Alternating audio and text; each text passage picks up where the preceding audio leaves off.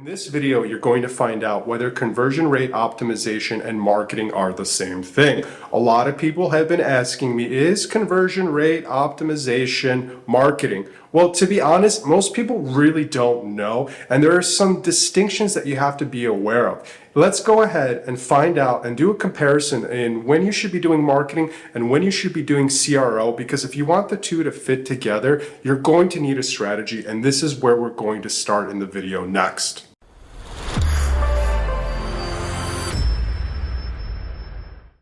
So who uses CRO? Marketing people use CRO, web designers use CRO, technical web developers use CRO, salespeople use CRO. A lot of different disciplines use CRO. So what is it all predicated on?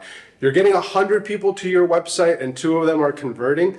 Your traffic is fine. Your results are fine. But can you get it up to 4, 6, 10 out of those 100? Well, that's when you need CRO. That's what CRO does. It leverages your current rate of return and it improves it by using different kinds of techniques. It's not about changing the color on a button. Please do not bring that up in a meeting. You are not going to be the smartest person in the room if you talk about changing colors on the button.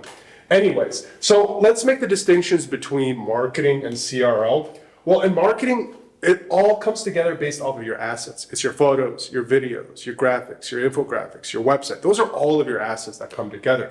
You use those assets in different communication and advertising. It all fits together. That's the backbone of a marketing campaign. And when you start looking even closer, it's your funnel. You're bringing traffic to your website. You have to compare your impressions, your clicks, and your conversions. All those steps to push somebody into your funnel are important.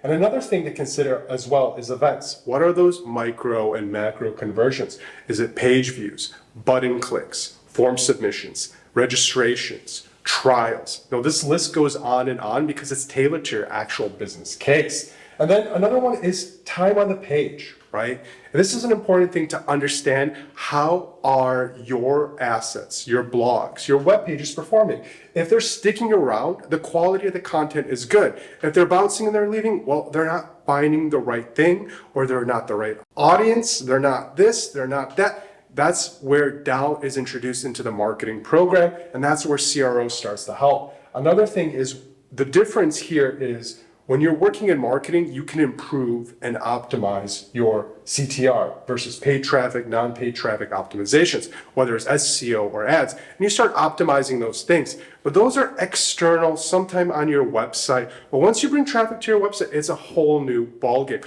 Marketing ends, sales starts, and conversions need to happen in order for your sales team to dive in. So bring in CRO center stage.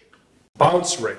Right? This is one we hear a lot about. Bounce rate, the load time, the design, the pop-ups. All of these things that are happening on a particular web page you're trying to analyze or on your whole website are criteria in CRO. Because when you start considering, let's say your homepage is the landing page experience, Google has something called a Google Ads Quality Score. It is an algorithm that Google uses to rate your website in comparison to other experts in your industry, in comparison to the overall industry at large, because it knows what poor design versus good design is, what a fast site versus a slow site is. And it also has the ad relevancy. And this is where it starts to really resonate, because you have to be relevant with your offer in order to qualify more sales and conversions from your marketing efforts. So if we get a little deeper, now some of the things that start to happen with businesses, you're not getting any leads or sales, okay? You're missing CTAs or trust elements. And I think this is the one you have to dwell on the most, because you need call to actions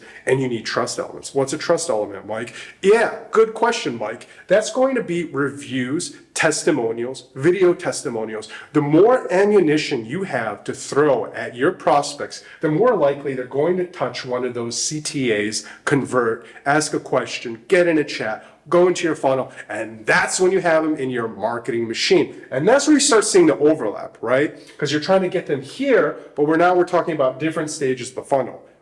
Top of the funnel, bringing traffic. Middle of the funnel, something's happening on your website to get them pushed further along to where you have to do a couple of other steps. And then the bottom of the funnel is going to be that conversion.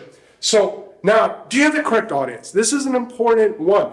You have no leads or sales. Do you have the correct audience? Are you comparing that against your SEO? And that's another overlap right here, because you can use your first party or third party data in order to make these assumptions to dial in your correct audience.